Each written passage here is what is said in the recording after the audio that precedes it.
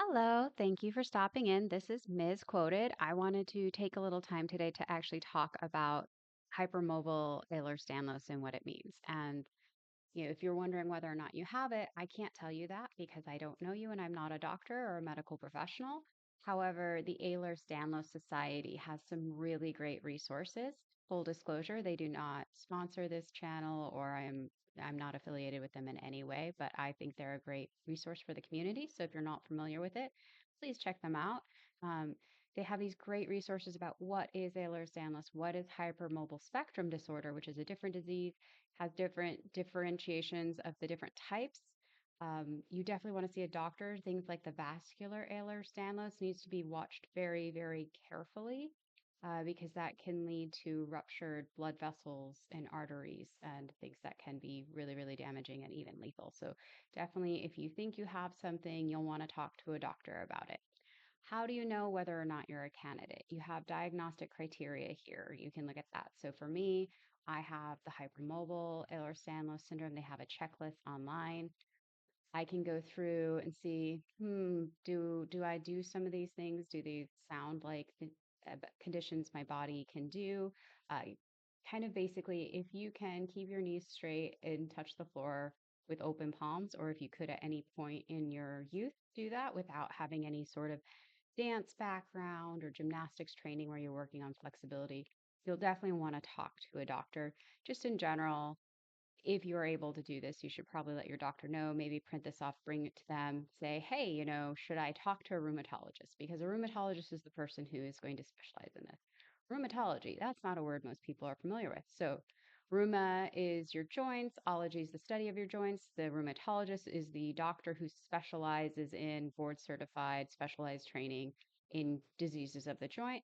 If we look at the diseases listed under the rheumatology study, you can see in systematic conditions, Ehlers-Danlos syndrome is right there. So again, if you suspect that you might have some form of Ehlers-Danlos, you want to talk to your doctor and get a referral to a rheumatologist. If you can self-refer to a rheumatologist, you can also try that. You do have a little more credibility if you get referred by a doctor or other medical professional to the rheumatologist rather than a self-referral. So again, you can look at management tools. So, braces, splints, and mobility aids. That's a huge part of my life. A discussion of dislocations versus subluxations. So, when you're listening to me in my videos, I use the word subluxation a lot because I have not had any dislocations, but I subluxate so regularly, I thought it was normal. Dysautonomia is another one I talk about a lot. That is an issue with your nerves. And for me, my dysautonomia causes my muscles to tighten. They're not really contracting, but they're like steel cables. And that can cause pain because it can pull on different joints. It has discussions of fatigue and how to manage your fatigue, occupational therapy versus physical therapy, and sleeping. They also have Dr. Claire's Corner, which will go through a lot more of kind of defining and diagnosing the different types and what symptoms you might have. So, Dr. Claire's Corner is definitely something to check out.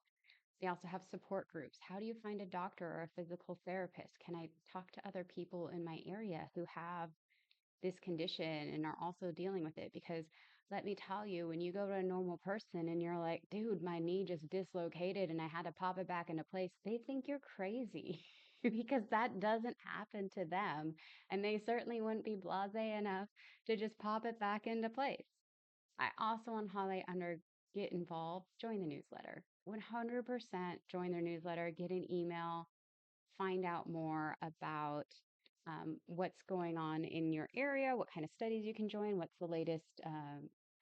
They sponsor a lot of research, so they'll have a lot of like cutting edge research results highlighted in their newsletter. So I cannot highlight enough how much I think you should join their newsletter and read it. So yeah, I think that the Ehlers-Danlos Society website's an amazing resource for those of us dealing with uh, having Ehlers-Danlos and all the craziness and weird quirkiness that that brings with our body. And it's a great place to get started. Thank you. Have a great day.